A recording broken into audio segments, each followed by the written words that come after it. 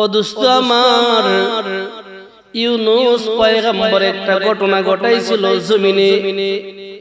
এই ঘটনাটা কিয়ামত পর্যন্ত আনেওয়ালা তোমার সব উম্মতের জন্য শিক্ষণীয় রেখে দিলাম। তোমার কিয়ামত পর্যন্ত আনেওয়ালা যত উম্মত আছে সব উম্মত গুলোর জন্য আমি আল্লাহ শিক্ষণীয় হিসেবে রেখে দিলাম। কিয়ামত পর্যন্ত আনেওয়ালা যারা যেভাবে মুসিবতের মাঝে পড়বে, যে কোনো সময় মুসিবতের মাঝে পড়বে, যে হালতে মুসিবতে পড়বে, যে কোনো সময় মুসিবতে পড়বে, যে অবস্থায় মুসিবতে পড়বে, ও আমার নবী আপনি আপনার উম্মতদেরকে জানায়া দিও, ইউনূস পয়গম্বর মুসিবতে থাকার পরে আমি আল্লাহরে ডাকটা দেওয়ার পরে আমি আল্লাহ যেভাবে তার ডাকে সাড়া দিয়া তারে উদ্ধার করছিলাম, আপনার উম্মতের এত দাম, আপনার উম্মত আমারে ডাকটা দিতে দেরি হবে, আমি আল্লাহ ডাকে সাড়া দিতে দেরি করব না। কেন আল্লাহ অন্য জায়গায় বলে ওয়ালা রাব্বিহিম ইয়াতাওয়াক্কালুন, ভরসা যদি আমার উপরেই করে। বলেন তো ভরসার মালিক একমাত্র কে? আল্লাহ। আল্লাহ বলে ওয়ালা রাব্বিহিম ইয়াতাওয়াক্কালুন, ভরসার মালিক একমাত্র আমি একজন, আমি আল্লাহ। এ বান্দা আমার উপরেই যদি ভরসা করো, ভরসা করার মতো বান্দা মহা বিপদের মাঝে পড়ে গেছে, যেই বিপদের পরে তোমার পাশে কেউ নাই, তোমার পাশে দুনিয়ার কেউ নাই, যাই না রাখো এই মহা বিপদে, যেই বিপদে দুনিয়ার কেউ তোমার পাশে নাই, এই সময়ও আমি আল্লাহ আছি। বুঝেন আমার ভাষা? বুঝেন? দুনিয়ার কেউ নাই, যে জায়গায় বলেন তো এই জায়গায় কে আছে?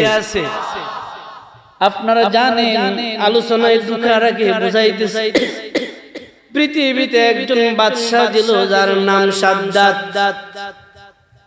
যার অহংকার আর তাকাব্বুরের কারণে মাওলা ধ্বংস করে দিয়েছে দুনিয়াতে। আমাদের আকাবিররা বলে ওই সাদ্দাতের জন্ম হইছে আটলান্টিক মহাসাগরের মাঝখানে, সাদ্দাতের জন্ম হয়েছে মহাসমুদ্রের মাঝখানে। তার মা কোন এক জায়গায় যাওয়ার পথে, লঞ্চে যাওয়ার পথে মালিকের গজব পাকড়াও হয়েছে, ঘূর্ণিঝড় এসে গেছে। এটা মালিকের গজব। ঘূর্ণিঝড় হওয়া আল্লাহর গজব, তুফান হওয়া আল্লাহর গজব। এই যে ভূমিকম্প গেল 2 দিন আগে, ভূমিকম্প, এইগুলি আল্লাহর গজব। কেন গজব হয়? বলে বান্দা যখন জমিনের উপরে গুনার হার বাড়ায় দেয়, বান্দা যখন গুনার হার বাড়ায় দেয়, জমিনবাসী যখন গুনাহ অধিক পরিমাণে কইরা লয়, আসমানওয়ালা তখন রাগান্বিত হয়ে যায়। বান্দা যখন গুনার হার বাড়ায় দেয়, আসমানওয়ালা তখন রাগান্বিত হয়ে যায়। বান্দা যখন আল্লাহরে বইলা যায়, আল্লাহ তখন রাগান্বিত হয়ে যায়। ছোট ছোট মুসিবত দিয়া আল্লাহ বান্দারে ডাক দিয়া কয়, বান্দা আয় আয় আয় আমার দিকে ফিরে আয়, আমার দিকে ফিরে আয়। এ বান্দা তোরা গুনাহ যত কম করবি আমি আল্লাহ খুশি তত হব, শান্তি রহমত তত বেশি দিব। বান্দা তুই গুনাহ করবি আমি আল্লাহ রাগান্বিত হব, আমি আল্লাহ তোরে গজবে পাকড়াও করব। এ বান্দা যাই না রাখিস, দুনিয়ার জমিনে পাপ করার পরে এই পাপ তোরে গ্রাস করবে না, এমন না, এমন না। আমি আল্লাহ এমন একজন আল্লাহ, আমার হাত থেকে কোনো পাপিষ্ঠ সার পাওয়ার কোনো সুযোগ নাই। পাপ করবেন তো ওই পাপে আপনার শাস্তি পেতেই হবে। বুঝেন আমার ভাষা? বুঝেন? পাপ করবেন, এই পাপের শাস্তি দুনিয়াতে পাওয়াই লাগবে। বলতেছিলাম সাদ্দাতের জন্মটা হয়েছে সমুদ্রের মাঝখানে। তার মা লঞ্চে যাওয়ার পথে আল্লাহর গজবে আক্রান্ত হয়ে গেছে গোটা লঞ্চ। ওই লঞ্চটা সমুদ্রের মাঝখানে চূর্ণ বিচূর্ণ হয়ে গেল। শুধুমাত্র কেবলমাত্র একটা তক্তার উপরে মা ভাসমান। ঠিক এমন সময় ডেলিভারি হয়ে গেল, সাদ্দাত দুনিয়ায় পদার্পণ করলো। যেই মাত্র সাদ্দাত দুনিয়াতে আসছে, সাদ্দাত তক্তার উপরে, মা তার পাশে। আল্লাহ আজরাইলকে ডাক দিয়া কয়, আজরাইল যাও সাদ্দাতের মায়ের রূহটা নিয়ে আস। বলেন তো, এই যে মহা সমুদ্রের মাঝে কেউ নাই, মা এবং সন্তান, এদের কেউ সেভ করার মতন কেউ নাই। বলেন তো, এই জায়গায় একজন আসেনি? বলেন তো আওয়াজ দিয়া তিনি কে? এটাই আল্লাহ বলে, ওয়া আলা রাব্বিহিম ইয়াতাওয়াক্কালুন। বান্দা ভরসা রাখবি আমার উপরে, কারণ কেউ নাই, আমি আছি। সাদ্দাতের মাটা যখন দুনিয়া থেকে বিদায়, সাদ্দাত একা একটা তক্তার উপরে বাসমান, মহা সমুদ্রের মাঝখানে কোনো কুল কিনারা নাই। আল্লাহ বলে, এই সাদ্দাতরে আমি আল্লাহ কেমনে বাঁচাইছি দেখো। তার তক্তাটা ঢেউয়ের বাড়ি বাড়ি বাড়ি বাড়ি আস্তে আস্তে নদীর কিনারায় চলে গেল। তক্তা যখন নদীর কিনারায় গেল, এমন সময় একটা বাঘিনী, যাকে বলা হয়, আসছে পানি খাইতে। সে তার বাচ্চারাইকে আসছে, তার ওলান দুধে ভরপুর। সাদ্দাত নিচে দুধের জন্য পিপাসা চিল্লায়। সে এমন ভাবে দাঁড়াইছে যেন বাঘিনীর স্তন তার মুখে গেছে। সুবহানাল্লাহ কইতেন। সাদ্দাত রে আমার আল্লাহ বাঘের দুধ খাওয়ায়া পেটের খিদা নিবারণ কইরা এক জালর হাতে উঠায় দিছে। এর মানে আমার আল্লাহ কিয়ামত পর্যন্ত আনেওয়ালা মানুষ মানরে বইলা দে, ও মানুষগুলি আমার যাই না রাখবা, যেই জায়গায় তোমারে রক্ষা করার কেউ নাই, যেই জায়গায় তোমারে বিপদ থেকে উদ্ধার করার কেউ নাই, এই জায়গায় আমি আল্লাহ আছি। ও নবী আমার, ইরাকের জমিনে নিনুয়া বা নিনুয়া দেশের নিনুয়া প্রদেশে ইরাকের জমিনে একজন পয়গম্বর ছিল, যার নাম ইউনুস আলাইহিস সালাতু ওয়াস সালাম। আল্লাহ বলে, জানো আমার ইউনুস পয়গম্বর একদিন দুই দিন নাম প্রায় 40 বছর পর্যন্ত মানুষেরা দাওয়াত দেয়। ও মানুষেরা বলো লা ইলাহা ইল্লাল্লাহ, বলেন না সবাই লা ইলাহা ইল্লাল্লাহ। এই যে একটা কালিমাটা কিন্তু উচ্চারণে বড় সহজ, বড় পাতলা, বড় হালকা, কিন্তু কালিমাটার দাম কত জানো? 7 আসমান 7 জমিন যদি এক পাল্লায় রাখা হয়, গোটা জান্নাত গুলি যদি এক পাল্লায় রাখা হয়, আপনার আমার নবী কয় 7 আসমান 7 জমিনের চাইতে লা ইলাহা ইল্লাল্লাহর পাল্লাটাই ভারী হবে। লা ইলাহা ইল্লাল্লাহর কত দাম! ও যুবক ভাই, কেমনে আপনাদেরকে বোঝাই লা ইলাহা ইল্লাল্লাহর কত দাম? আপনার আমার নবী বলে লা ইলাহা ইল্লাল্লাহ তাকদীর বদলায় দে, জীবন বদলায় দে, জাহান্নামীটারে জান্নাতে নিয়ে নেয়। সুবহানাল্লাহ কইতেন না? কথায় কথায় বারে লম্বা হয়।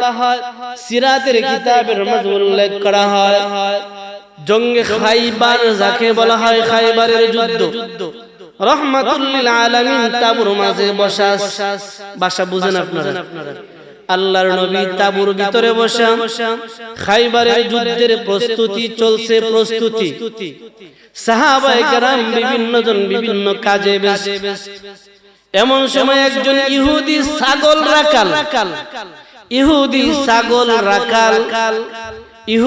ছাগল রাখাল সাহাবাদের জিজ্ঞায়, আপনারা কারা?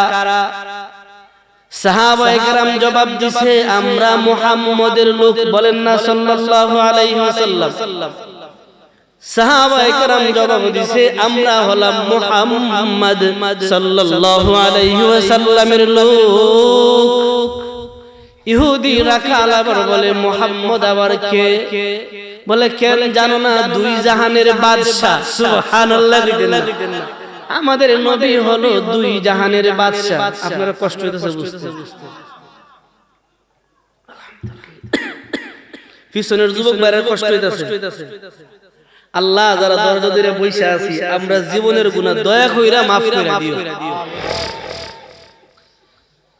বলে আমাদের নবী হলো দুই জাহানের বাদশা। বলে সত্যি দুই জাহানের বাদশা, দুনিয়া আখিরাত উভয় জগতের বাদশা? বলে হ্যাঁ। তোমাদের নবীর সামনে কি আমারে নিবা? নবীর চেহারাটা দেখতাম। ইহুদি ডাক দিয়া কয় নবীর চেহারা দেখতাম, আমারে কি নিবা? বলে যান ওই তাঁবুর ভিতরে দেখবেন বসা আছে। ইহুদি রাখাল তাঁবুর গোড়ায় আসছে। বলে আমি তাঁবুর ভিতরে মাথাটা বাড়াইলাম, উকি দিলাম, দেখি যেন আসমানের সূর্যটা তাঁবুর ভিতরে আছে। সুবহানাল্লাহ। মানে নবীর চেহারা তো সুন্দর, যার সুন্দরের মতন পৃথিবীতে উপমা দেওয়ার মতন কিচ্ছু নাই।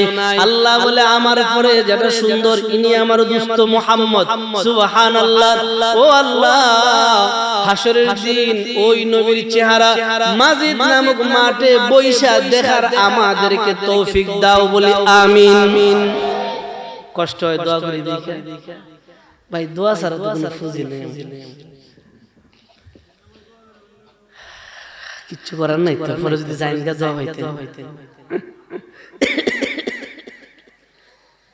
ইহুদি রাখাল বলে জানো আমি যেই মাত্র উকি দিলাম রহমাতুল লিল আলামিন রে আস্তে করে একটা সালাম দিলাম, আসসালাতু ওয়াসসালামু আলাইকা ইয়া রাসূলুল্লাহ।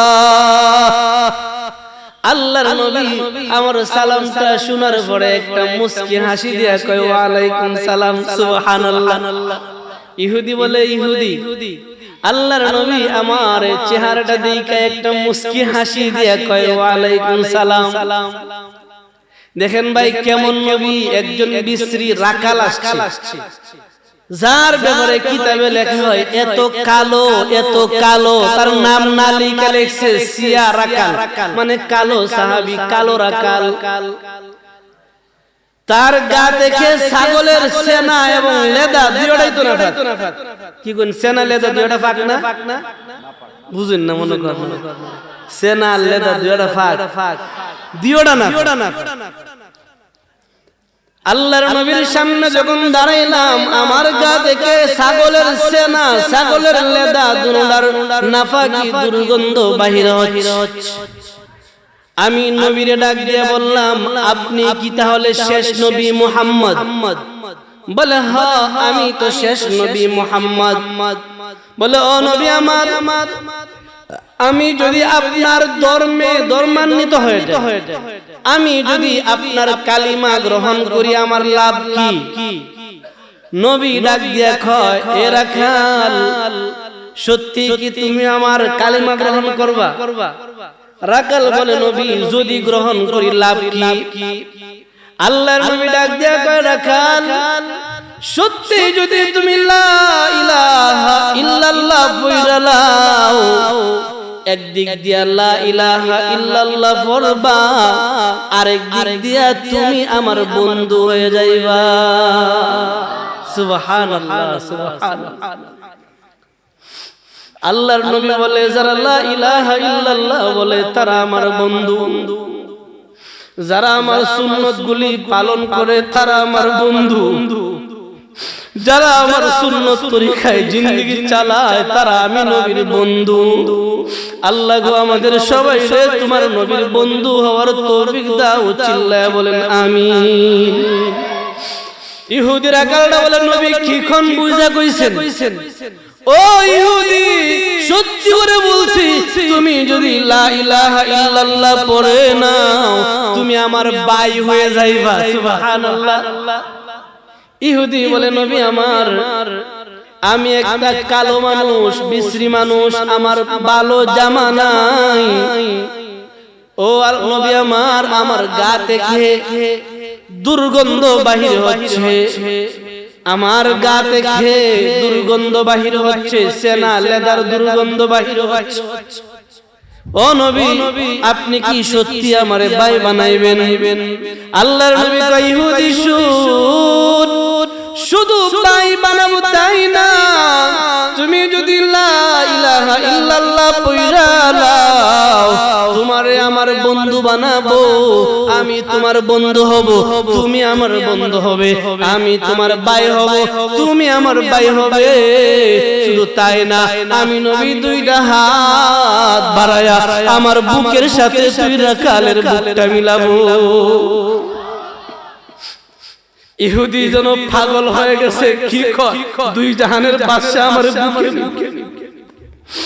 আল্লাহর নবী কয়, এ রাখাল, তুই বর্তমান যে সুরতে আসস আল্লাহর কাছে কোনো দাম নাই, কিন্তু যদি লা ইলাহা ইল্লাল্লাহ পয়রা লাও আল্লাহর কাছে দামি হয়ে যাইবা। আমার আল্লাহর কাছে সুরতের কোনো দাম নাই, সম্পদের দাম নাই, আমলের বড় দাম। قد أفلح من زكاها, আমার আল্লাহর কাছে পবিত্র আত্মার বড় দাম। ইহুদি বলে, নবী আপনি যা বলছেন তা সত্যি? বলে হ্যাঁ সত্যি। ইহুদি দেরি করে নাই, চিল্লানি দিয়ে কয়, লা ইলাহা ইল্লাল্লাহ মুহাম্মাদুর রাসূলুল্লাহ সাল্লাল্লাহু আলাইহি ওয়াসাল্লাম। ইহুদি নবীর সাথে বুকটা মিলালো, মিলাইয়া ডাক দিয়ে কয়, ওগো রাহমাতুল লিল আলামিন, এখন আমার কাম কি? আমি না মুসলমান হয়ে গেলাম, এখন আমার কি কাম? আল্লাহর নবী বলে, এই ইহুদি এতক্ষণ ছিল ইহুদি, এখন তো আমার ভাই হয়ে গেছো, এখন আমার বন্ধু হয়ে গেছো, এখন আমার উম্মত হয়ে গেছো। এখন নামাজের সময় না যে নামাজ পড়বা, এখন হজের সময় না হজ রাখবা, রোজার সময় না রোজা রাখবা, এখন সময় হলো যুদ্ধের সময়। পারো তো যাও, তরবারিটা উঁচু করে জঙ্গে খাইবারে শরীক হয়ে যাও। দেখেন ইহুদি থেকে নতুন মুসলমান ডাক দেয়া কয়, রাকাল মুসলমান, কালো মুসলমান, আপনার আমার নবীরে বলে, ও নবী আমার, আমি যদি এখনই যুদ্ধের ময়দানে যাই দুই হালত, হয়তো গাজী হয়ে গনিমতের মাল পাইয়া বাড়িতে যাব, অন্যথায় মৃত্যুবরণ করব। দুইটা দেখে যে কোনো একটা বলেন তো, আমি যদি মারা যাই, আমি যদি মৃত্যুবরণ করি, তাহলে আমার লাভ কি? সুবহানাল্লাহ দিতেন না?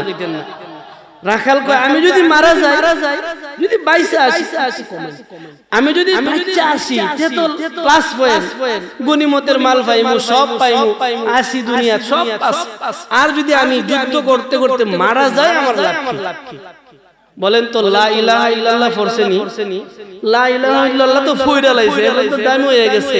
নবী কয়, ও আমার রাকাল সাহাবী, শুনো, তুমি যদি যুদ্ধের ময়দানে গিয়া যুদ্ধ করতে করতে করতে করতে ইন্তেকাল করো, মারা যাও, আমি নবী হাসরের দিন কালিমার বরকতে নিজের হাতে দইরা আল্লাহর জান্নাতে ঢুকাবো।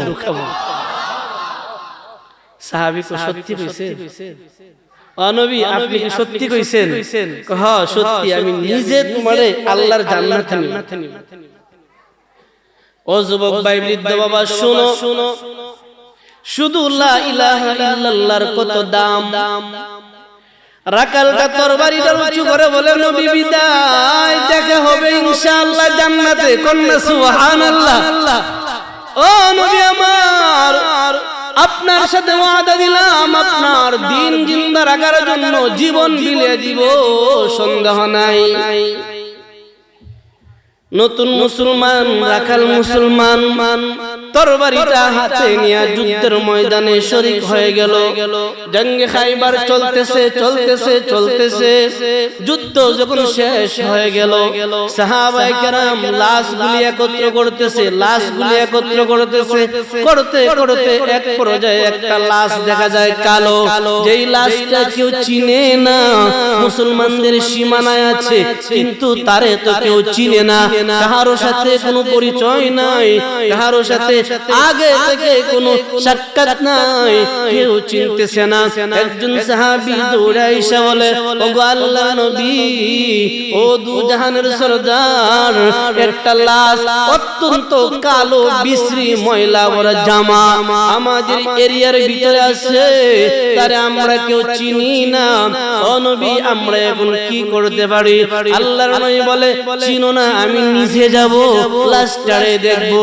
ও যুবক ভাই শুনুন, আল্লাহর নবীর ব্যবহার, আল্লাহর নবীর হাসির অবস্থা, আল্লাহর নবী ওই লাশের কাছে গিয়া লাশটার চেহারাটা দেখে একটা মুস্কি হাসি দিয়া দিছে। মুস্কি হাসি দিছে। আমরা তো মুস্কি হাসি দিতে পারি না, বরং সারুন লাগে যদি হাসি মুলাকাত করতে স্যার আমার চিনি না। ব্যবহার বুঝেন না, ব্যবহার। আল্লাহর নবী লাশের দিকে তাকায়া মুস্কি হাসি দিয়া দিছে। সাহাবায়ে কেরাম বলে, গো নবী বুঝলাম না আপনি কি তারে চিনেন, কেন হাসলেন? আল্লাহর নবী শত শত সাহাবাদের সামনে বলে, জানো যুদ্ধের শুরুতে আমার কাছে লা ইলাহা ইল্লাল্লাহ পড়ে যুদ্ধে শরীক হয়ে গেছে। আমি কেন হাসছি জানো? এই জন্য হাসছি, তার চেহারার দিকে তাকায়া তাকায়া আরশের মালিক আল্লাহ তার চেহারার দিকে তাকায়া তাকায়া হাসতেছে। আসমানের মালিক, আরশের মালিক আল্লাহ তার চেহারার দিকে তাকায়া হাসে। জানো আমি কেন হাসলাম? আল্লাহর জান্নাতের ফেরেশতারা যারা তাদের মাঝে টানা হেসরা শুরু হয়ে গেছে। কে আগে তারে, আর আমি তার সাথে দেওয়া ওয়াদাটা স্মরণ করলাম যে হাসরের দিন আমি নবী নিজে তারে হাতে দইরা আল্লাহর জান্নাতে দিয়া দিব। বলেন তো লা ইলাহা ইল্লাল্লাহ এই শব্দটার দাম আছে না নাই? একে একে 40টা বছর দাওয়াত দিছে ইহুদির বাচ্চা। ইউনূস আলাইহিস সালাতু ওয়াস সালাম প্রায় 40 বছর দাওয়াত দেওয়ার পরে এরা কইছে, ইউনূস তুমি যে খালি কও তোমার আল্লাহ আছে, কালিমা না পড়লে গজব দিব। কই গজব তো আয়ে না।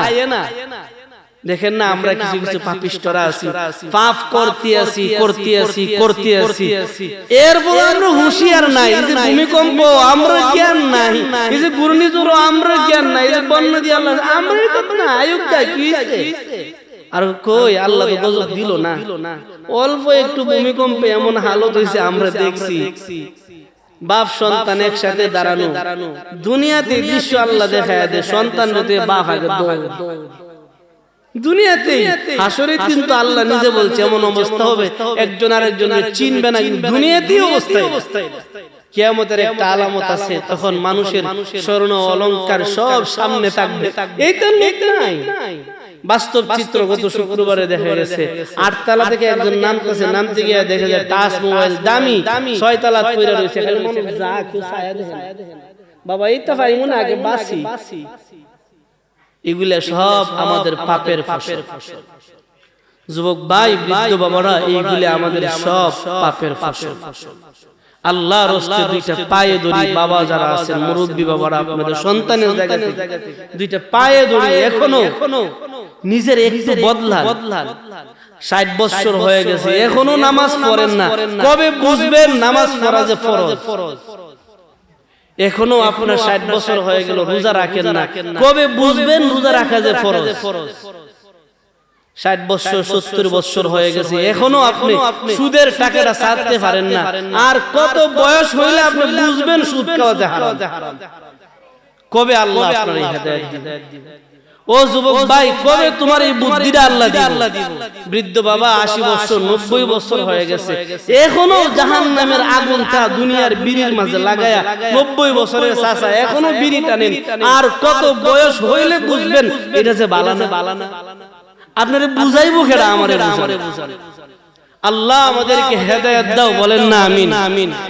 যারা দাঁড়ায় রয়েছেন আপনাদের কষ্ট হইতাছে, দয়া করে সামনে আইলে ভালো হয়। আপনারা কষ্ট হইতাছে বাবারা, আপনাদের কষ্ট হইতাছে। কার কার কষ্ট হয় না হাতটা উঠান তো দেখি। হইছে সবারই কষ্ট। নারায়ে তাকবীর, আওয়াজ হয় না। নারায়ে তাকবীর। আল্লাহ আমাদের সবাইরই কবুল করো বলে আমিন। ইনশাআল্লাহ আমরা বেশি সময় যাইব না, কারণ প্রধান অতিথি তো আয়রতাছে। আপনারা আজকের প্রধান অতিথি মুফতি জাবির হোসেন সাহেব আসামের ভারতের হুজুর সম্ভবত আশপাশ আইসা গেছে, উনি অল্প সময়ের ভিতরে আইসা বলবো আইলিত তো শেষ। আল্লাহ আমাদেরকে কবুল করো, বলেন না আমিন। 40টা বছর দাওয়াত দিছে, খালি কও তোমার আল্লাহ যে কইছে গজব দিব, ঈমান না আনলে গজব কই? ইউনূস আলাইহিস সালাতু ওয়াস সালাম আল্লাহর কা আল্লাহ গজব দিতারো না একদিন, কন্না নাউজুবিল্লাহ, গজব দিতে পারো না, তারে একদিন দিয়া তার শায়েস্তা করতে পারো না। আল্লাহ কয় ইউনূস পয়গম্বর তাদেরকে বলো গজব আইবো 3 দিন পরে। কন্না কয় দিন পরে আইবো? ভাষা বুঝেন? ইউনূস নবীর আল্লাহ কয় তারারে কও গজব আইবো 3 দিন, মাত্র 3 দিন আইছে। পয়গম্বর ইউনূস আলাইহিস সালাতু ওয়াস সালাম 40টা বছর দাওয়াত দিছে, গড়ে গড়ে দরে দরে যাইয়া একজন রেও কালিমা পড়াইতে পারে নাই, একজন লা ইলাহা ইল্লাল্লাহ বলে নাই। ইউনূস পয়গম্বর 40 বছর পরে জাতির ডাক দিয়ে কয় জাতি আমার, এই তো আযাব আইতাছে আর 3 দিন, 3টা দিন পরেই দেখবা আযাব আইসা গেছে, আযাব আইসা গেছে, বাঁচার পথ নাই।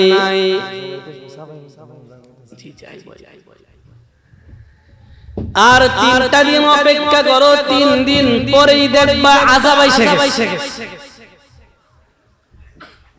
ইউনূস পয়গম্বরের ব্যাপারে আল্লাহ বলে ইউনূস আপনি তাদেরকে জানায় দেন 3 দিন পরে আমি আযাব দিয়া দিব, আকাশ থেকে শিলা বৃষ্টি দিব, ভূমিকম্প দিব, ঝড় তুফান দিব, ঘূর্ণিঝড় দিব, তাদের ধ্বংস করে দিব।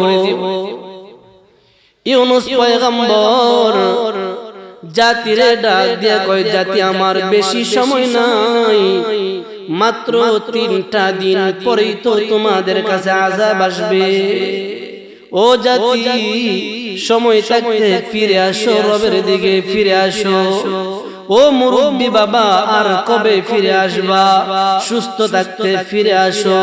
বৃদ্ধ হয়ে গেছো, বিছানায় পড়ে গেলে, সখরাতে পড়ে গেলে পরে আর ফিরে আসার মতন সময় নাই।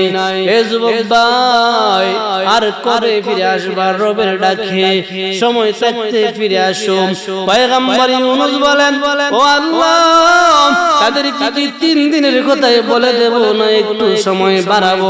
আল্লাহ বলে না না, সময় বাড়ানোর মতন সময় নাই, তাদেরকে 3 দিন সময় দিয়ে দাও।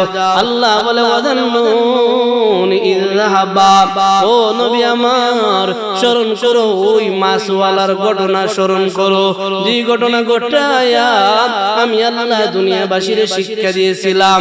জানো নি উম্মতের আমার, আল্লাহ তাআলা জানায় দেন পয়গম্বর ইউনূস তাদেরকে 3 দিন সময় দেওয়ার পরে বাড়ি থেকে বাহির হয়ে গেল, তার 2 সন্তান এবং বিবির নিয়ে আরেক এলাকায় চলে গেল, আরেক এলাকায় আরেক নবীর গোত্রে চলে গেছে।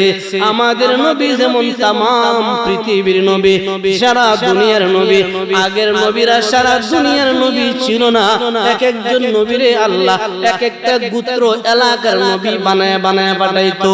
পয়গম্বর ইউনূস আল্লাহ জানায় দেয় ওই মাছওয়ালার কথা স্মরণ করো, যে 3 দিনের আলটিমেটাম দেওয়ার পরে নিজের বিবিরে লইয়া, নিজের 2 সন্তান লইয়া, নিজের এলাকা চাইরা অন্যত্রে চলে গেছে। এলাকার মানুষগুলি বড় কষ্টে পড়ে গেছে, সব হতভম্ব হয়ে গেছে। কি কয় সত্যি কি তাহলে আযাব চলে আসবে?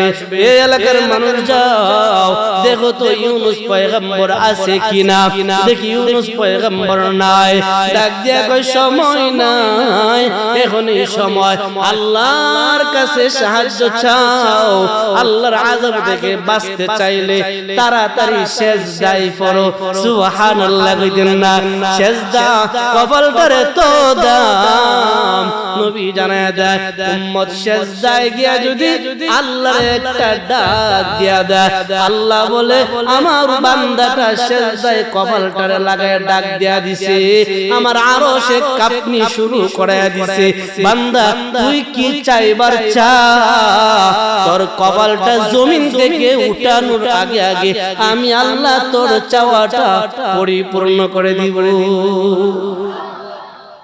সব যখন দেখতেছে নবী নাই, নবী গেছে, তাহলে আর আযাব তো বাঁচার পথ নাই। নবী গেছে মানে নবী এলাকাত নাই, ইউনূস নবী এলাকা ছাইরা অন্যত্র গেছে, কি করব এর দ্বারা থেকে নিজে মরতো। মানে আল্লাহ তাআলা এর আগে যত কওমে লূত বিভিন্ন গোত্রগুলির সাহায্য গজব দিয়েছে, নবীরা আল্লাহ আউট করে লাইছে। এই সূত্রে নবীও গেছে গা। নবী আল্লাহ তাআলা পরে একটু পরে কই জানো, ওই নবীর ধারণা আছেন ফাজন্না আল্লাহ নাকদিরা, ধারণা আছেন হয়তোবা গজবে আল্লাহ আমারে ধরতো না। এই ধারণাই উনি গেছে। কিতাবের মধ্যে উল্লেখ করা হয় পয়গম্বর ইউনূস বিদায় এলাকার মানুষগুলি সব গোল বৈঠক বসছে, আয় আয় তাকায় দেখতো আকাশের অবস্থা, তাকায় দেখো আকাশের মাঝে, তাকায় দেখে আকাশ মেঘাচ্ছন্ন হয়ে গেছে, অন্ধকার হয়ে গেছে। আপনাদের স্মরণ আছে কিনা জানি না, আমার স্মরণ আছে 2010 বা 11 চৈত্র মাসে হঠাৎ করে সব ধান নষ্ট হয়ে গিয়েছিল। হঠাৎ করে দিনের বেলা অন্ধকার হয়ে গেছে, মনে হয় যেন গোটা দুনিয়াটা অন্ধকার। এই অন্ধকার এমন এক অন্ধকার যে অন্ধকারে জমিন সব ধ্বংস করে দিছে, বড় আকারের ক্ষতি হয়েছে। তারা আকাশের দিকে তাকায় দেখে গোটা আকাশটা অন্ধকার হয়ে গেছে, এই তো আযাব আইসা গেছে, আইসা গেছে। ইউনূস পয়গম্বরকে তারা খুঁজে, ইউনূস পয়গম্বর নাই। সব একত্র হইয়া পরামর্শ করে এই আযাব থেকে যদি বাঁচতে চাও একটাই পথ, আল্লাহর কুদরতি পায়ে সিজদায় পড়ো, লা ইলাহা ইল্লাল্লাহ গ্রহণ করো, এর ছাড়া পথ নাই। সব মানুষগুলি পরামর্শ করে। তাফসীরের কিতাবের মধ্যে উল্লেখ করা হয় নিজের গায়ের ভালো ভালো জামা ফালায়া দিছে, সিরা ফারা জামা যা আছেন সব পরো, গবাদি পশুগুলিরে খাদ্য দাও বন্ধ করে দাও, তারাও কান্নাকাটি করবে। হাঁস মুরগিরে বন্দি করে দাও, তারাও কান্নাকাটি করবে। শিশু বাচ্চাদেরকে মায়ের দুধ দেওয়া থেকে বন্ধ করো, তারাও কাঁদবে। আমরা যারা বালেক পুরুষ নারী আছি, চল ময়দানে গিয়া সিজদায় পড়ে আল্লাহর কাছে কাঁদবো, দেখি আল্লাহ আমাদের বাঁচায় কিনা।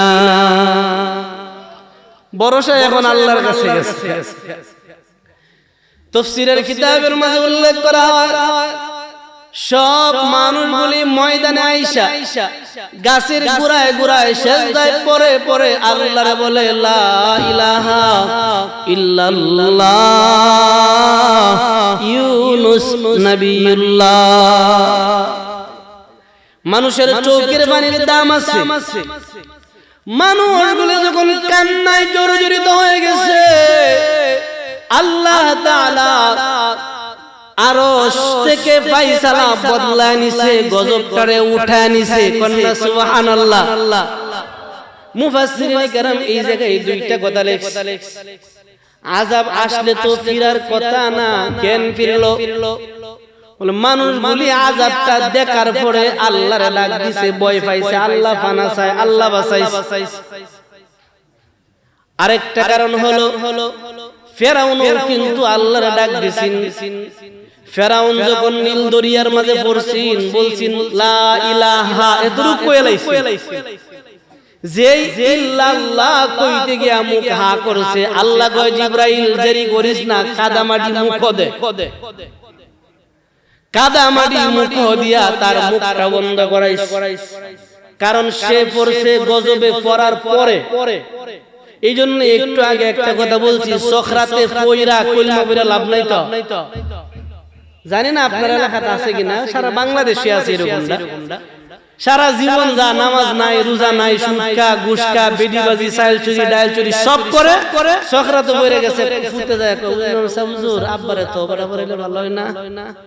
সখরা তো পড়ছে অনেক, ইমাম সাহেব আব্বারে তওবাটা করিলে ভালো হয় না, অত জীবন আছিল তওবার লাগি।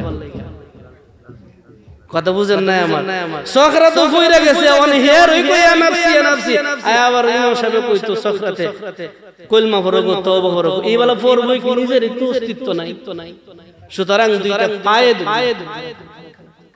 দুইটা পায়ে ধরে আল্লাহর রাস্তে সময় থাকতে ফিরে আসে মুরব্বি বাবারা দুইটা পায়ে ধরে আল্লাহর রাস্তে চোখ হারায় গিয়া পরে কায়দা লাভ নাই তো জানেন 1 তারিখ মাহফিল করার পরে দুইটা কান অফ হয়ে গেছে আমার মানে ওই লাকমা সরা তাইকা দুম বৃষ্টি রাইতের 11টার পরে 1 তারিখ চলতি মাসে এমন বৃষ্টি মনে যেন তুফানের মতো মোটরসাইকেল চাই না আইছি আলহামদুলিল্লাহ হেমলেটটা আছিল এই ঠান্ডায় নাক বন্ধ কান বন্ধ বক্সে তেলাওয়াত করি আমার কাছে লাগে সাউন্ড বিশ্বাস করেন চোখ দিয়ে অনেক পানি আওয়াজ হইছে আল্লাহ আমি কি বয়সী তাহলে কান গেল গা নাক গেল গা ডাক্তারের কল দিছি ঠান্ডা জানা গাইছেন সারা রাত নাকি বিজে এটা আলহামদুলিল্লাহ আল্লাহ এখন সুস্থ করছে তে কান গেলে গা পরে তো চিন্তা লাভ নাই চক্ষু গেলে গা পরে তো আফসোস করে লাভ নাই রে যদি চোখ পাইতাম কোরআন শরীফে গেলি ছায়া থাকলাম এখনই চান মোবাইলের এই বেপরদা চিত্র বালতি এখনই চান সময় থাকতে চান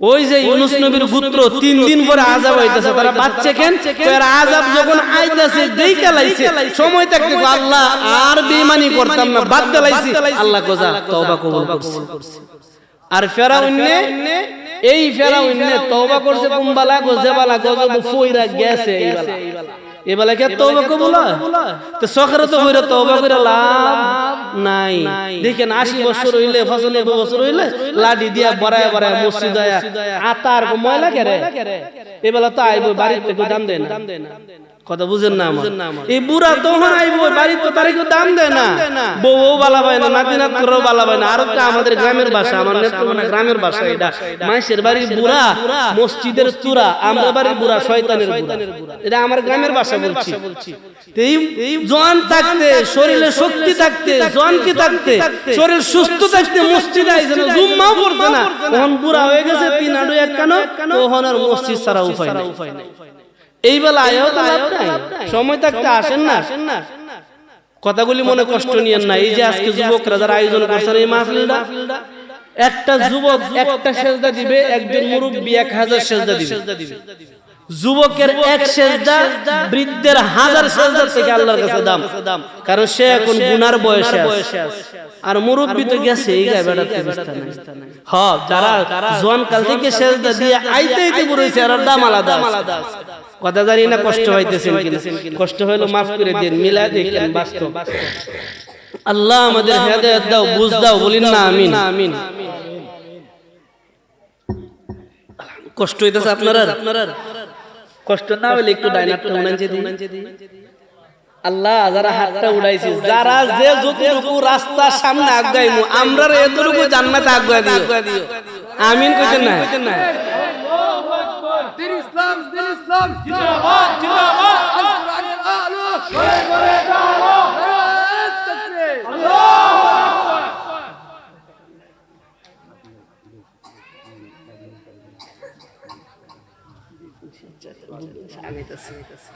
কষ্ট হইছে আপনারা না একটু সামনে আগাই না পিছনে নাকি দাঁড়ায় লেগে ওয়ালমার প্লিজ কথা কইেন না শুনেন বলেন তো ফেরাউনে যে তওবা করছেন আল্লাহ কবুল করছে কেরে করছে না ফেরাউনে গজব ফইরা পরে কো আল্লাহ লা ইলাহা আল্লাহ কো ইল্লাল্লাহ কর কথা নাই শেষ আর ইউনূস নবীর গোত্র সেজদায় পড়ে কো লা ইলাহা ইল্লাল্লাহ আল্লাহ কথা maaf করে দিছি গজব শেষ কেন ফেরাউন গজব পড়ছে না খালি দেখছে আল্লাহ আমাদেরকে কবুল করো বলেন না আমিন কিতাবের মধ্যে উল্লেখ করা হয় ইউনূস পয়গম্বর অন্য এলাকা থেকে ৪র্থ নাম্বার দিন একজন বার্তাবাহক পাঠায় যাও আমার নিনুয়া এলাকায় গিয়া খবর নিয়ে দেখো আছে না শেষ কারণ আল্লাহ বলছে 3 দিন পরে গজব দিবে বলেন তো এতে কোনো সন্দেহ আছে আল্লাহ কইছে গজব দিব এতে কোনো সন্দেহ নাই গিয়া দেখো গোত্র আছে না নাই বার্তা বাহক গিয়া কয় পয়গম্বর আমরা গিয়া দেখলাম আগের যেভাবে আছেন এইভাবে আছে, মানুষ যেরকম আছেন এইরকম আছে, সমস্যা নাই।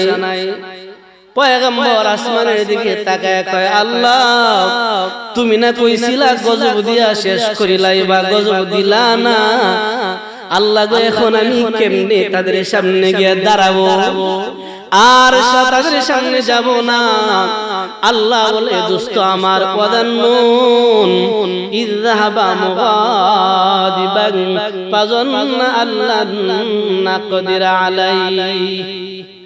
ও দোস্ত ওই মাছওয়ালার কথা স্মরণ করো, তার গোত্রে যায় নাই, ভয়ে পালানোর চেষ্টা করেছে, তার গোত্র সাইরা আরেক গোত্রে চলে আসছে, আমার অনুমতি নেয় নাই, আমি আল্লাহ তার পাকড়াও করে লাইছি। ও দোস্ত ঘটনাটা এই জন্য শুনাইতেছি তোমার উম্মতদেরকে বলে দিও। ও সাত্তারপাড়া এলাকার যুবক ভাই শুনো, ও বৃদ্ধ বাবারা, পর্দার আড়ালের মা বোনেরা শুনো, পাপ করার পরে যদি তওবা না করো এই পাপের শাস্তি থেকে বাঁচার কোনো পথ নাই, শাস্তি পেতেই হবে। যেমন কর্ম করবা এমন ফল পাওয়াই লাগবে, বাঁচার কোনো পথ নাই। জানো মাছওয়ালা চিন্তা করলো এখন কি করা যায়। মাছওয়ালা চিন্তা করতে করতে নিজের দুই সন্তান বিবি লইয়া অন্যত্র রওনা দিছে, এই দেশে আর যাবে না। তাফসীরের কিতাবের মাঝে উল্লেখ করা হয় কিছু দূর যাওয়ার পরে দেখলো একটা নদী, ছোট একটা নালা, পানি বেশি না, অল্প বুক বা কোমর এতটুক পানি, সাথে আছে একজন বিবির, একজন পয়গম্বরের বিবি, তো সাধারণ মহিলা না, বড় পয়গম্বরের বিবি, উনিও তো পর্দার দিক দিয়ে আল্লাহর কাছে 100। ইউনূস পয়গম্বর তাকায় দেখে পাকু নাই, কোনো নৌকা নাই পার হওয়ার মত। উনি চিন্তা করলো কিভাবে পার হওয়া যায়। চিন্তা করে উনি আগে নিজের বড় সন্তানরে নদীর ওই পারে রাইখা আবার আসছে, ডান হাতে বিবিরে ধরছে, বাম হাতে ছোট বাচ্চাটারে ধরছে। যেই মাত্র নদীর মাঝামাঝি চলে গেছে, দেখেন যুবক ভাই, পয়গম্বর কিন্তু কোনো অন্যায় করে নাই, শুধু একটাই করেছে, আল্লাহর হুকুম ছাড়া নিজের গোত্র চাইরা চলে গেছে। আল্লাহর হুকুম এখনো আসে নাই, তুমি যাও। এর আগে পয়গম্বর গেছে। আল্লাহ বলে দোস্ত জানো আল্লাহ নাকদিরা, উনি বাজান্না, উনি ধারণা করেছিল। ও দোস্ত আমার জানো উনি ধারণা করছিল উনারে ধরতাম না, উনি ধারণা করছি উনারে পাকড়াও করবো না, কিন্তু কিচ্ছু করার নাই, আমি আল্লাহর ফায়সালা বড় সুন্দর, উনার ধারণাটা পাল্টে দিলাম। যেই মাত্র সমুদ্রের মাঝামাঝি চলে আসছে, আমি আল্লাহ নদীর স্রোত বাড়ায় দিছি। কন্যা সুবহানাল্লাহ, আল্লাহর কুদরত, কিচ্ছু করার নাই। আমি যখন নদীর স্রোত বাড়ায় দিলাম, স্রোত বাড়ার সাথে সাথে উনার ছোট্ট সন্তানটা হাত থেকে চলে গেছে, বিবিও হাত থেকে চলে গেছে। কই গেল, কত দূর গেল, কোনো খবর নাই। উনি পেরেশান, ছোট সন্তান হারাইলাম, নিজের বিবি হারাইলাম, বড় অসহায়। ভাবলো যাক উপরে যাই, বড় সন্তানটা আছে। উপরে গিয়া দেখে বড় সন্তানও নাই, বড় সন্তানরে জঙ্গলার বাগে নিয়ে নিছে। এক অসহায় অবস্থায়, এমন অসহায় যেন আল্লাহ দুনিয়ার কাউরে না ফেলায়। কন্যা আমিন। যারা সন্তান হারাইছে বাবারা তাদেরকে জিজ্ঞেন সন্তান হারার বেদনা, যারা স্ত্রী হারাইছে তাদের জিজ্ঞেন স্ত্রী হারার বেদনা। ইউনূস পয়গম্বর তো এখন আসমানের দিকে তাকায় তাকায় কয় আল্লাহ এত তুমি গজব দিলা না, গজব না দেওয়ার কারণে এলাকায় গিয়ে মুখ দেখানোর পরিবেশ নাই। দ্বিতীয়ত নিজের 3 স্ত্রী 2 সন্তানও হারাইলাম। এখন যদি এই অবস্থায় নিজের দেশে যায়, তখন মানুষগুলি মনে করবে আমার বিবি সন্তানদের মাইরা লাইছে। না না, আমি আর এলাকায় যাওয়া সম্ভব না। আল্লাহ তাআলা জানায় দেয়, ও দোস্ত আমার মাছওয়ালার ঘটনা শুনো। মাছওয়ালা তখন চিন্তা করতে করতে ভাবলো অন্য দেশে চলে যাবে। সমুদ্রের কিনারায় দাঁড়ায় দাঁড়ালো ঠিক এমন সময় একটা লঞ্চ আসছে যাত্রীবাহী লঞ্চ ওনারে দিকে লঞ্চটা থামালো উনি লঞ্চে ইশারা দিল লঞ্চ থামার পরে লঞ্চে উঠলো কিছু দূর যাওয়ার পরে আল্লাহ বলে বাজান না আমার বন্ধু ধারণা করছেন ধরতাম না আমি আল্লাহ ধইরা লাইছি কন্না সুবহানাল্লাহ কেমনে ধরলাম আল্লাহ না কদির আলাই উনার ধারণাটা বদলায় দিলাম আমি আল্লাহ পাকড়াও করে নিলাম জানোনি পয়গম্বর লঞ্চে মাত্র উঠে গেল লঞ্চটা কিছু দূর যাওয়ার পরে ওই লঞ্চটারে আমি আল্লাহ সামুদ্রিক মাছ দিয়ে আটকে দিলাম সমুদ্রের বিশাল বড় বড় মাছ সামনে দাঁড়ায় গেল মাছ ধাক্কা দিলে ওই লঞ্চটা উল্টে যাবে মাছ একটু ধাক্কা দিলে লঞ্চটা উল্টে যাবে সমুদ্রের মাছরে যদি হাত থেকে বাঁচতে হয় মাছের হাত থেকে খাদ্য দিতে হবে মাঝি যিনি আছে ডাক দেয়া কয়ে যাত্রীরা আমরা বড় বিপদে পড়ে গেলাম এই বিপদ থেকে উদ্ধার হওয়ার কোনো পথ নাই একটাই পথ সমুদ্রের মাছগুলোরে খাদ্য দিতে হবে আর এইটার খাদ্য অন্য কিছু না একটা মানুষ দেওয়া লাগবে আল্লাহ বলে ওয়াদান্নুনি যাহাবা মুগাদিবান ফাযান্না আল্লাহ কদির আলাইহি এই ঘটনা এর আগে পৃথিবীতে আমি আল্লাহ আর গটাই নাই কিয়ামতের আগে আর গটাইবো না এইটাই ফার্স্ট এটাই লাস্ট কেন ঘটাইলাম আর কেন আপনারে আমি আল্লাহ কোরআনের মাধ্যমে জানাইলাম আপনার উম্মত যেন শিক্ষা নেয় যেমন পাপ তেমন ফল যেমন কর্ম তেমন ফল করবে পাপ করার পর যদি অনুতপ্ত না হয় তাহলে আমি আল্লাহর আযাবে পাকড়াও হবে জানেন লঞ্চের যারা ছিল তারা সবাই কান্নাকাটি শুরু করেছে সুরংওয়ালা যিনি আছে মাঝি যিনি আছে তো কান্নাকাটি করে লাভ নাই আপনাদের মাঝে এমন কেউ কি আছেন যে নিজের মালিক থেকে পালায়া আসছেন কেউ বলে না আল্লাহর পয়গম্বর ইউনূস আলাইহিস সালাতু ওয়াসসালাম হাজার হাজার যাত্রীদেরকে ডাক দিয়া কয় ও লঞ্চের যাত্রীরা তোমাদের মাঝে কেউ নাই আমি জানি আমি এমন একটা গোলাম যেই গোলাম মালিকের হুকুম সারা পালাইছি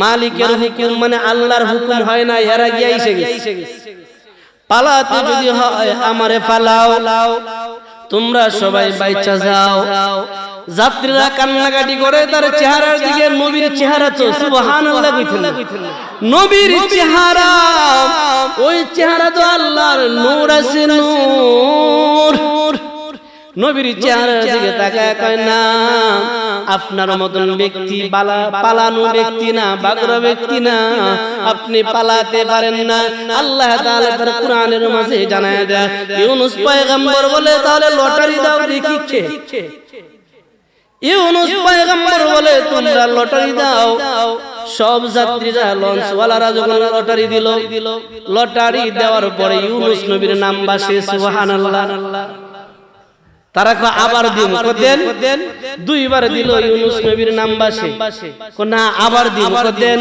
তিনবার দিল ইউনূস নবীর নাম বাসে আল্লাহ কয় আমার দোস্ত মনে করছিন ধরতাম না আমি আল্লাহ ধরে লাইছি ফাযান্না আল্লাহ কদির আলাইহি আমি আল্লাহ পাকড়াও করে লাইছি কিচ্ছু করার নাই জানো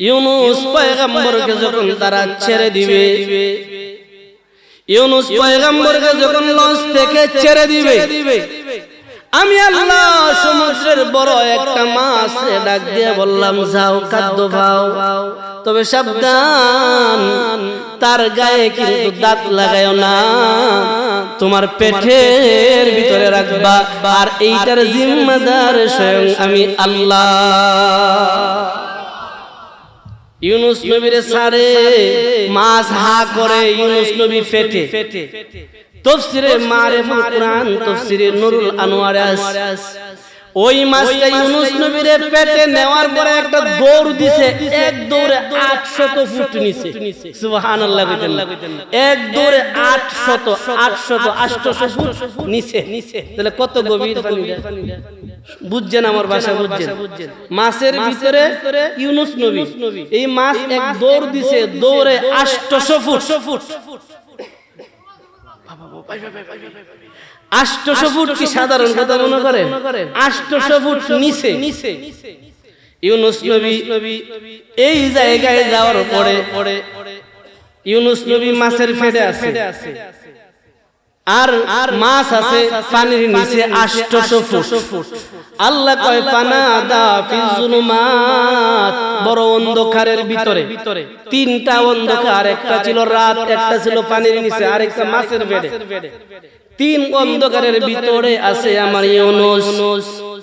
তিনটা অন্ধকারের ভিতরে থাকার পরে ইউনুস পয়গম্বর চক্ষুটা খুইলা দেখে পাশে বসে আছে স্বয়ং জিবরাইল। সুবহানাল্লাহ কইতেন না? জিবরাইল পাশে বসা। জিবরাইল রে ইউনুস নবী ডাক দিয়ে কয়, জিবরাইল আপনি দেখা যায় মাছের পেটে, বিষয় কি বুঝলাম না। শুধু মাছের পেটে না, নবীগণ যেই কানে আমি জিবরাইল সেই কানে। সুবহানাল্লাহ। ইউনুস নবী আপনি দেখতেছেন আমি মাছের পেটে, শুধু মাছের পেটে না, নবীগণ যেই কানে আমি জিবরাইল সেই কানে। ইউনুস পয়গম্বর মুফাসসিরিন কেরাম বলে এই জায়গায় আল্লাহ তাআলা একদিন দুই দিন না 40টা দিন পর্যন্ত মাছের পেটের ভিতরে ছিল। বলেন তো 40 দিন খাদ্য নাই, কিচ্ছু নাই, বাঁচায় রাখছেন কে? আল্লাহ আমাদের কবুল করো, বলেন না আমিন। রাহমাতুল লিল আলামিন বলে ও উম্মতের আমার, নবীদেরকে যেভাবে ভালোবাসবা নবীর ওয়ারিসদেরকেও সেইভাবে ভালোবাসবা। এ যুবক ভাই কথা, জিবরাইল বলে ও নবী আমার, মাঠটার বিবরণ আমার জানা নাই, তবে ধারণা আছে। সুবহানাল্লাহ। আমার জানা নাই তবে ধারণা আছে। কি ধারণা জানেন নি গো পয়গম্বর? আমি জিবরাইল রে আমার আল্লাহ 600 ডানা দিছে। কন্যা সুবহানাল্লাহ। কয়শো ডানা? আগে দি বুঝতে। জিবরাইল বলে নবী আমার, আমি যখন সিদরাতুল মুনতাহার উপরে ছিলাম, পয়গম্বর ইউসুফ রে যখন 10 ভাই কুয়ায় পালায়, আমি আছি সিদরাতুল মুনতাহা, ইউসুফ আছে কুয়ার মুখে রশি দিয়া বাঁধা। হঠাৎ করে এক ভাই রশিটা কাইটা দিছে। আমি তখন সিদরাতুল মুনতাহার উপরে, 7 আসমানের উপরে হলো সিদরাতুল মুনতাহা। নবী আমার, আল্লাহ আমারে ডাক দেয়া কয়, জিবরাইল তাকায় দেখ, আমার বন্ধু কুয়ায় পড়ে যায়, যাও আমার বন্ধু ইউসুফের গায়ে যেন এক ফোঁটা পানির টাচ না লাগে, তার আগে আমার বন্ধুর নিচে তোমার হাতটা ধরে দাও। ওগো নবী আমার, জানো আমি জিবরাইল আরশে আজিমের নিচ থেকে সিদরাতুল মুনতাহার উপর থেকে একসাথে ডানা বাড়ি বানালাম। মাত্র একটা ডানা বাড়ি দিলাম, ইউসুফ কুয়ায় যায়, আমি জিবরাইল কুয়ায় যায়। জানেন নি গো পয়গম্বর, ইউসুফের গায়ে পানি লাগার আগে আমার হাত ইউসুফের নিচে ধরে দিলাম। একটা কয়টা ভাষা বুঝে না, ডানা কয়টা ব্যবহার করছে? ওগো নবী আমার আল্লাহ 600 ডানা দিছে। পয়গম্বর ইসমাইলের গলায় চুরি চালায়, আর আমি তখন ছিলাম আল্লাহর আরশের মহল্লায়। মিনার প্রান্তরে ইসমাইলের গলায় চুরি, দাঁড়ালো চুরিটা যখন গোসা দিবে, আল্লাহ ডাক দিয়া কয়, জিবরাইল যাও, আমার ইসমাইলের একটা পশমও যেন না কাটে। কন্যা সুবহানাল্লাহ। ও নবী আমার, জানো আমি জিবরাইল আরশে আজিমের নিচ থেকে একটা ডানা একসাথে বাড়ি দিলাম। ইব্রাহিম নবীর হাতের ছুরিটা ইসমাইলের গলায় চলে একটা পশমের গায়ে লাগার আগে আগে আমি আরশে আজিম থেকে দৌড় মাইরা আইসা ইসমাইলের টান দিয়া সরাইলাম, নিচে দুম্বা ধরে দিলাম। ডানা কয়টা বুঝেন নাই? ডানা কয়টা? একটা ব্যবহার। ও নবী আমার জানো तमाम পৃথিবীটা সফর করলে একবারই লাগে না, সাত আসমান সাত জমিন সফর করলে এক ডানা দিয়ে যথেষ্ট হয়ে যায়। আমি বললাম আল্লাহ মাজিদ মাঠটা কি আমি দেখতে পারি? মাজিদ মাঠটা কি আমি সারাটা চক্কর লাগায় দেখতে পারি? ও নবী আমার আপনার উম্মতদেরকে আল্লাহ জান্নাতে যে মাঠে বসাইবে মাঠের বিবরণটা শুনেন। ফুললি ফুল মাঠের আইডিয়া আমার নাই, তবে কিছুটা ধারণা আছে, শুনো। আমার আল্লাহ বলে জিবরাইল মাজিদ মাঠ দেখবা, যাও যাও, অনুমতি দিলাম গুরু। ও নবী আমার আমি মাজিদ মাঠ দেখার জন্য উড়া দিলাম, রওনা দিলাম, দৌড় দিলাম। দৌড়তে দৌড়তে একটা ডানা দিয়ে দৌড়লাম, ক্লান্তি আসলো, দুই ডানা ব্যবহার করলাম। দুই ডানায় দৌড়তে দৌড়তে ক্লান্তি আসলো, তিন ডানা ব্যবহার করলাম। করতে করতে 100 ডানা, 200 ডানা, 300 ডানা, এক পর্যায়ে আমি আমার 600 ডানা একসাথে দিলাম। সুবহানাল্লাহ।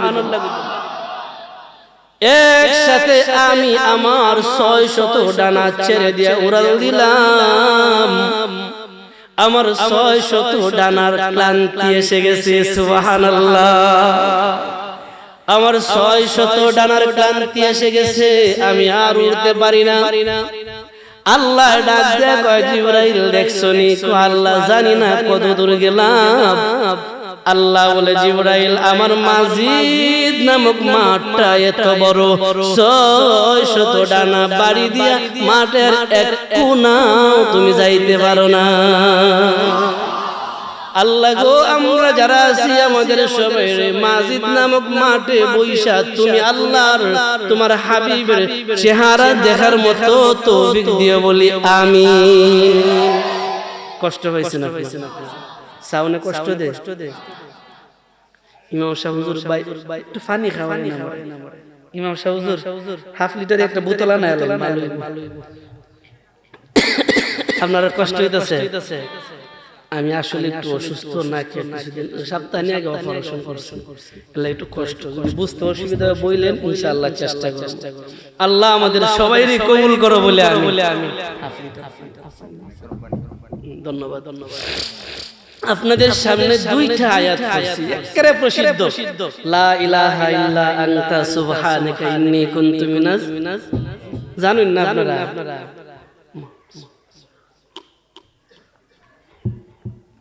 কোন তো দোয়াটা? লা ইলাহা, বিপদ পড়লে লিখতে কই লাগে না? সবার মুখস্থ আছে তো, আশা করি।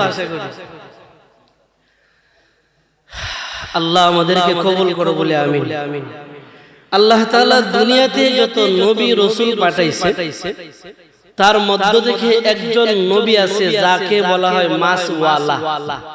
মাসওয়ালা ডাকটা আল্লাহ এমনি দিয়েছে, ও মাসওয়ালা, ও মাসওয়ালা। আল্লাহ ডাক ওয়াদান নুন, ও মাসওয়ালা। যেমন আল্লাহ আমরা নবীরে কইছি ইয়া আইয়ুহাল মুজাম্মিল, ইয়া আইয়ুহাল মুদাসসির, ও চাদরওয়ালা, ও কম্বলওয়ালা। আল্লাহ আমরা নবীরে ডাকে। এটা তারা বন্ধুর ব্যাপার। এক বন্ধু আরেক বন্ধুরে ডাক দেয় ওয়াদান নুন, ও মাসওয়ালা। অর্থাৎ ইউনূস আলাইহিস সালাতু ওয়াস সালাম রে আল্লাহ তাআলা মাসওয়ালা বলে সম্বোধন করছে এই আয়াত। নবীর নাম ইউনূস আলাইহিস সালাতু ওয়াস সালাম। কি নাম বাবারা? আগে কিন্তু নবীর নামটা বুঝতে হবে, নাহলে কিন্তু আবার মানে মূল ফাউন্ডেশন ভুলে যাইমু। বলেন তো নবীর নাম কি? ইউনূস আলাইহিস সালাতু ওয়াস সালাম রাহমাতুল লিল আলামিন। বলে দুনিয়াতে আমার একজন পয়গম্বর ছিল, বন্ধু ছিল, যার নাম ইউনূস। আল্লাহ তাআলা ইউনূস পয়গম্বরের ব্যাপারে জানায় দেয়